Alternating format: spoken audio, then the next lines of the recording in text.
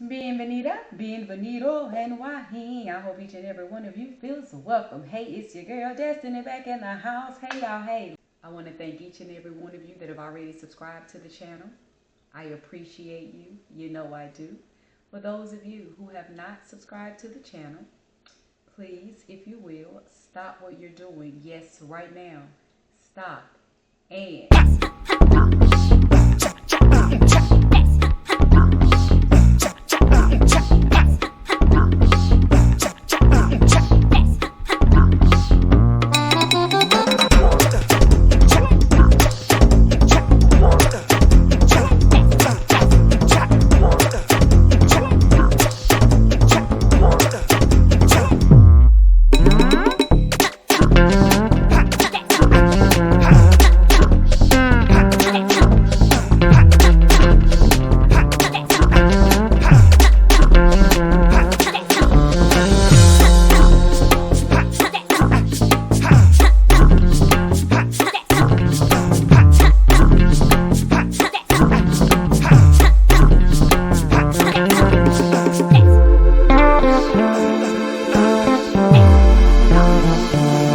listen, next topic is triggers.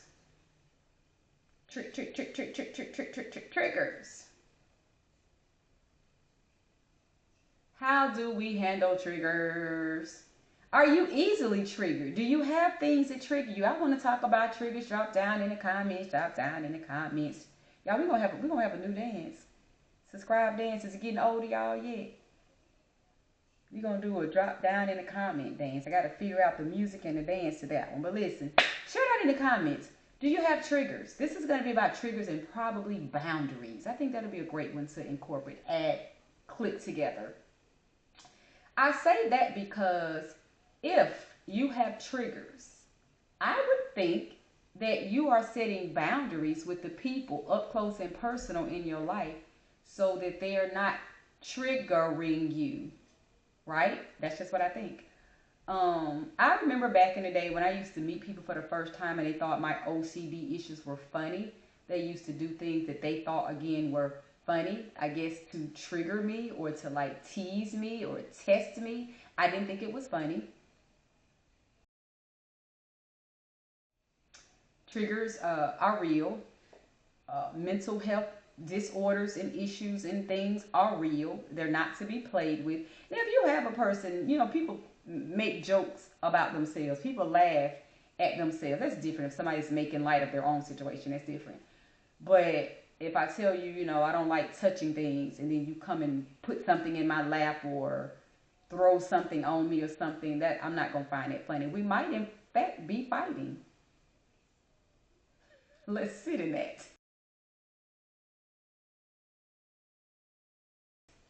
Y'all probably like, Destiny, what did you just say? I'm just saying. I talked about it in a long time ago video that people don't realize sometimes when they're messing with your mental, they can trigger you to like lash out or yell or scream. And the yell or scream isn't even that. You know how some people may say, oh, I'm about to curse this person out, and you are intentionally getting ready to walk up to somebody and give them some nasty words out your mouth. Not even that. Sometimes triggers for me can be if I'm in a public place and I have positioned myself where nobody is around me, and all of a sudden somebody walks up and touch me. Baby, that's a trigger. That is a trigger. That's a trigger.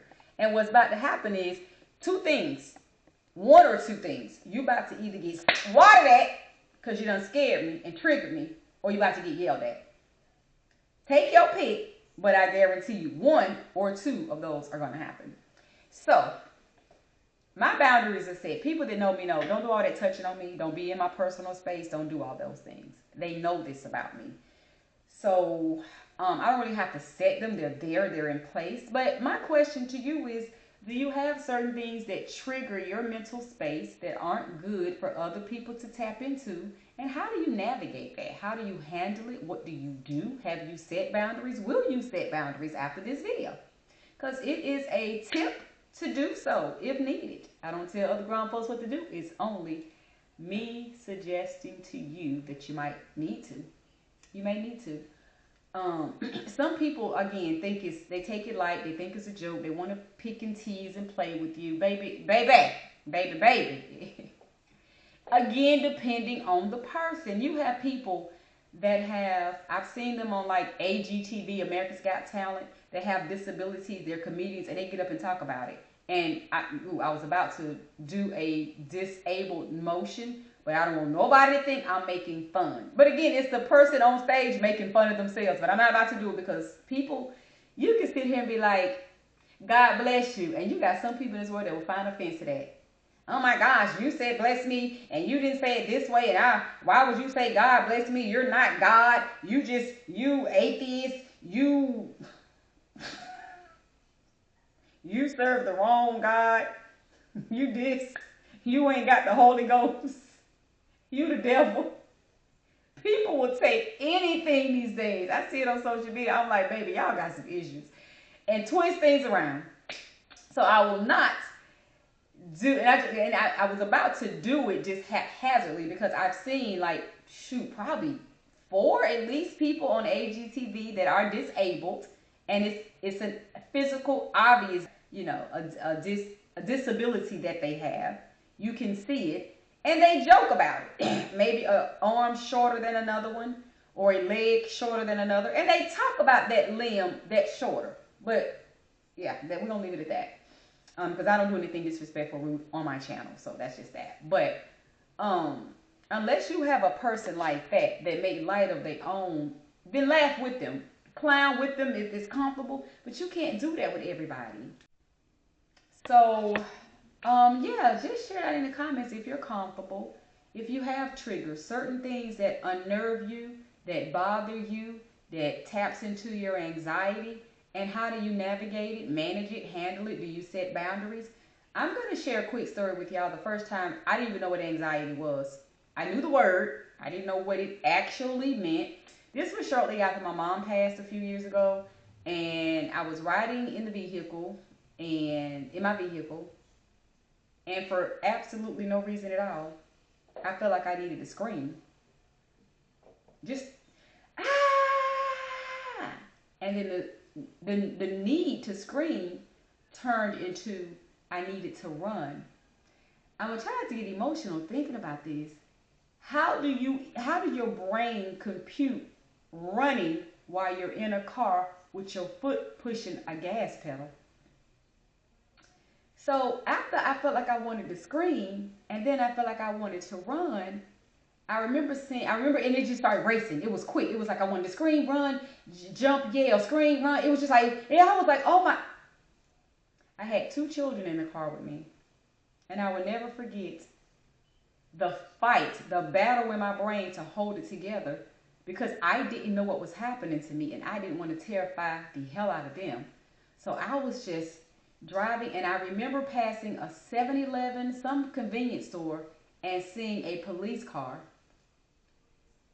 And I remember thinking, oh my gosh, he's going to be your saving grace. Just stop and get out and run up to him for help and let him know you don't know what you're going through. I battled, it was horrific, y'all, because it was so strong. The notions to do all those things were so strong, and they wouldn't let me go. And this was after my mom passed. I don't know if I was going through something related to that and everything that happened after that, which was a lot of horrible stuff. It was a snowball effect of just family drama. So maybe I was at my wit's end, losing my mind. I don't know. But nonetheless, it was bad.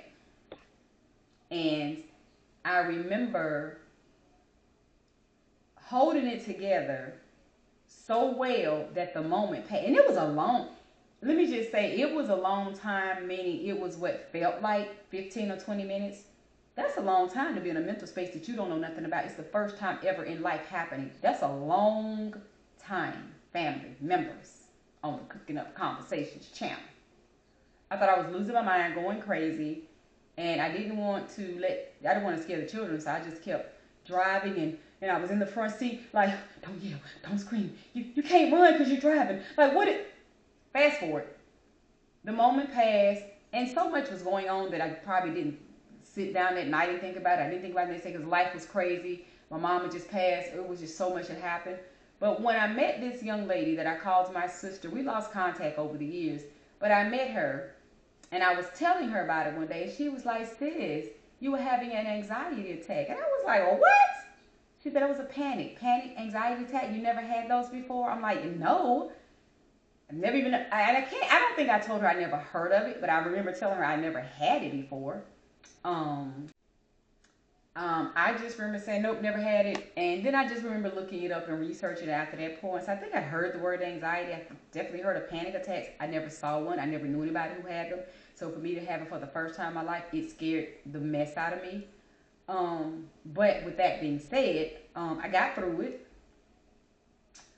And it's just something that I've had it. I have them regularly now. I have them differently. I don't feel like I need to yell and scream, and I do not feel like I need to run. But I have moments where I just have to. That woo-stop thing is a real thing. Baby, it's a real thing. I literally just have to. The older I get, sometimes I don't hear voices, but people's voices annoy me. If you're talking to me and you're saying like a lot of, sometimes I'm like, whoa, I just have to pause, stop. You're saying too much, you're doing too much. And it's not the person, it's just my mental space. I need things to be a little bit, and even though you hear me talk fast, there's something weird about me. My output is always rah, rah, rah, rah, rah, rah, rah, rah, rah. My input is give it to me slow, give it to me layman's term. Walk me slow, take me slow, hold up, wait a minute, that's too quick. That's weird, right? But that's how my brain is wired. I can give it to you quick, I can give it to you fast, I talk about, I do all that. I have a busy brain, I'm always quick, I'm always talking fast, I do everything fast, I walk fast, talk fast, that's just me, I'm real fast. If you talking to me, baby, don't do what I do. Don't do what I do. So yeah, I just wanted to tap in and ask that question about panic, anxiety attacks. How do you navigate if you have them? I have a lot of different things I have to do. And it seems as though the older I get, the worse it gets. But I'm learning to channel my inner me. I'm learning to just tap out. I don't have a lot of people in my space because I don't always want to talk about my issues and set all these boundaries and explain, oh, I have this problem, I have this issue, and I need things to be slow, and I need things, but that's exhausting, having to explain to people why you need things different than what they're used to or their normal mode of communication. And you can't communicate with me like that. Hey, you got to do this different for me, because that's exhausting. So I've learned, my circle keeps, I'm tapped out when it comes to people. And it's not them, it's me. It's okay. Listen, that's it on that topic. Takeaway. If you have things that trigger you, please do what's best for you, because I'm telling you now, I'm older and it gets worse. For me, it is getting worse and it's exhausting, always trying to channel it and be in the right space. So set those boundaries. Do what's best for you to be as much at peace in your life with navigating any mental issues you have, mental disorders, triggers, things that you just need everybody around you to just allow you to woosah,